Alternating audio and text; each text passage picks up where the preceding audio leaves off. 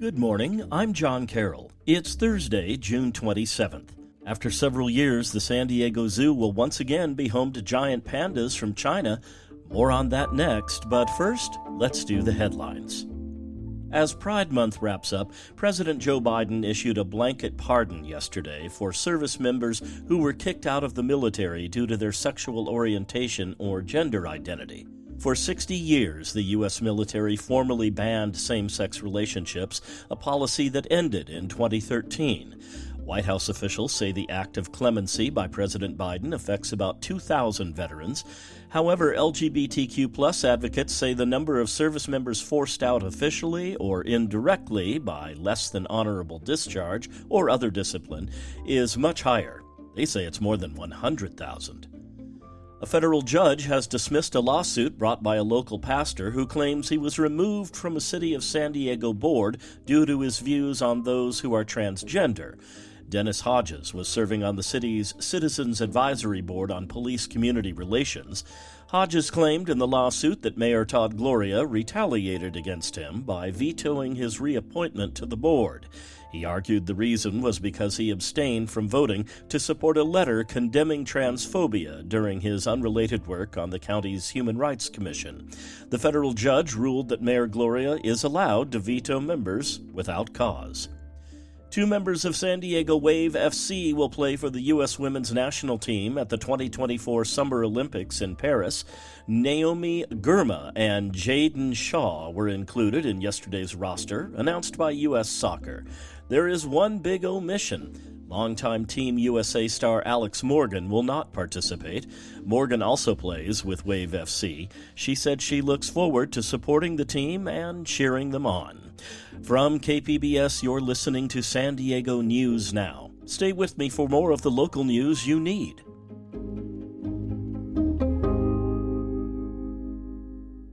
KPBS On Demand is supported by Latino Legacy Foundation, presenting their Storyteller series, Reach for the Stars with Ellen Ochoa, the first Latina astronaut, former NASA director, and San Diego native. Sunday, June 29th. More at latinolegacyfoundation.org. San Diego Mayor Todd Gloria spent yesterday in China celebrating a new generation of pandas coming soon to the San Diego Zoo.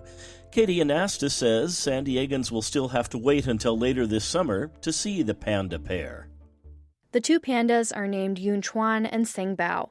They'll be the first pandas to arrive in the U.S. in 21 years. The San Diego Zoo Wildlife Alliance says the pair will spend several weeks acclimating to their new home before the zoo announces an opening date. Megan Owen is the Vice President of Conservation Science with the San Diego Zoo Wildlife Alliance. She says the zoo has renovated its panda habitat for the new residents. The size of the habitat is, I believe it's quadrupled, maybe even quintupled. It's enormous. And we've also incorporated a lot of topographic features that are just going to make for a very exciting and engaging habitat. Yunchuan already has a connection to San Diego. His mother, Zhen, was born at the San Diego Zoo in 2007. The zoo describes Xingbao as a, quote, gentle and witty introvert with a sweet round face and big ears. Katie Anastas, KPBS News.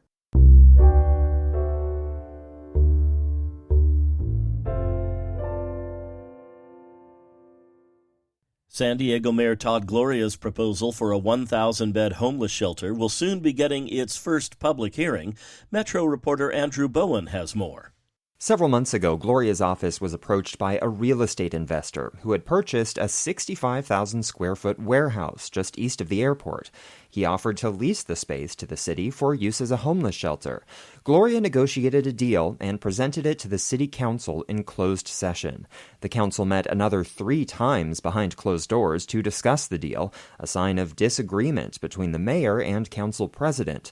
But the two released a joint statement late on Monday saying they're ready to discuss and vote on the shelter proposal in a public hearing. That's likely to take place in mid to late July. Andrew Bowen, KPBS News.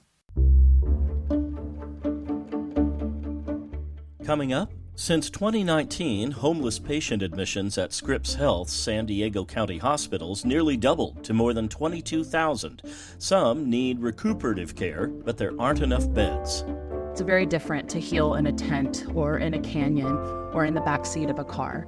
And so we're able to offer a space like this that not only helps them with their physical healing, but with their mental health. We'll have that story and more just after the break.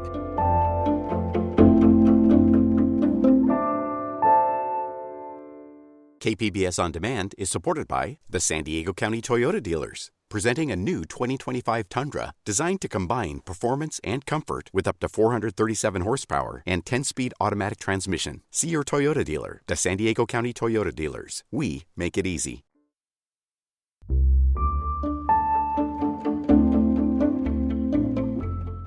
When you're released from the hospital, it often means more recovery time at home. But what about people who have no permanent housing? Where can they recuperate?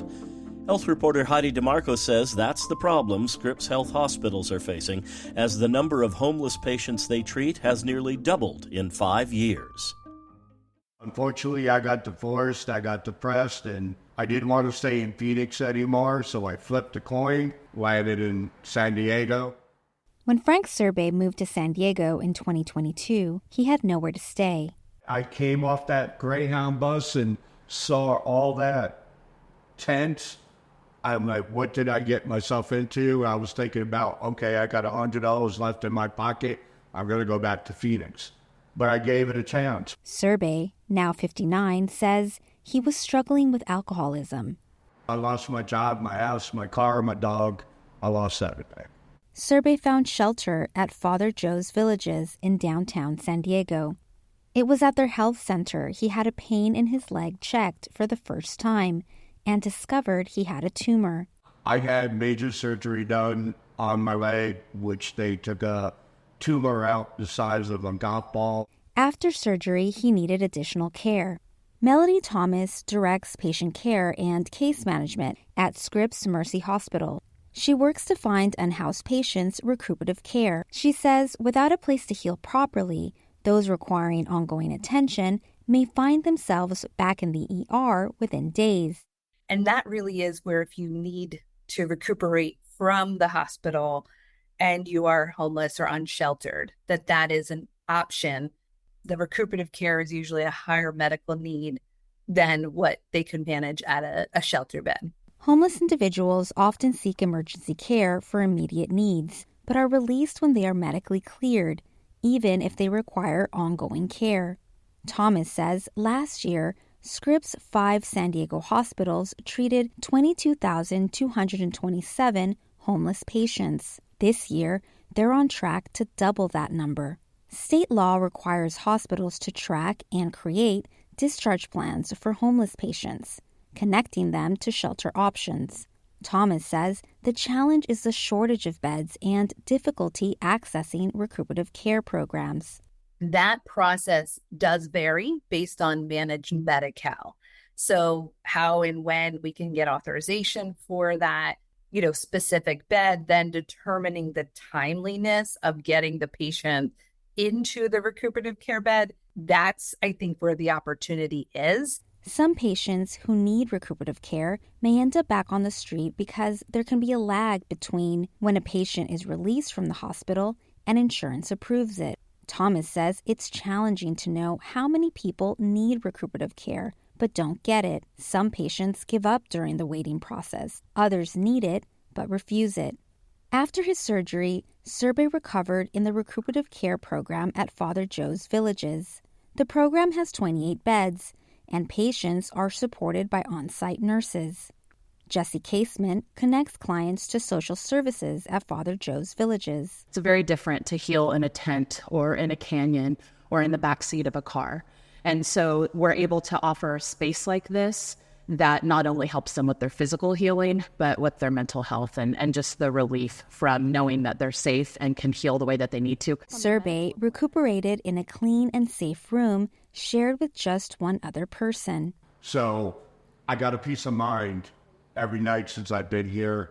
I put my headsets on, I watch my TV on my tablet, and it's just very peaceful. Serbay can walk now and uses a cane only for stability after completing the 90-day program. Casement again. So we have a very short time that we can work with them in recuperative care, and our case managers work very hard to help people exit to their next safe destination. They also help with their finances and housing goals. Surveys waiting to hear whether he's been granted housing in a converted hotel room. It's just a room, but it's me by myself, and I don't mean nothing more than that. Heidi DeMarco, KPBS News. Palomar Health Medical Group's phones and computer system have been down for nearly 2 months.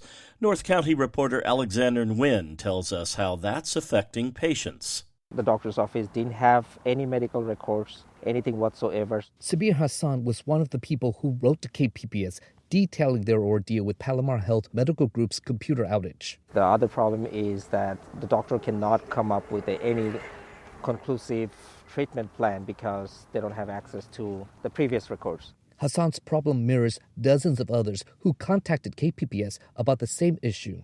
Poway resident Erin Allen told us that nurses had to ask her what the doctor diagnosed her with. Palomar says it discovered suspicious activities on certain computer systems on May 5th and quickly took those systems offline to prevent the spread of possible malware. Palomar says its medical centers were unaffected and remain fully operational. The healthcare system says it is working with a third party to investigate the source and restore those systems as soon as possible. Alexander Nguyen, KPBS News. Thank you to those who participated in our community conversation last night, The High Price of Paradise, San Diego's Cost of Living Crunch. In case you missed it, you can stream it on the KPBS YouTube page. Feel free to share your own thoughts and subscribe for notifications on future events. That's it for the podcast today. As always, you can find more San Diego news online at kpbs.org. I'm John Carroll. Thanks for listening, and have a great day.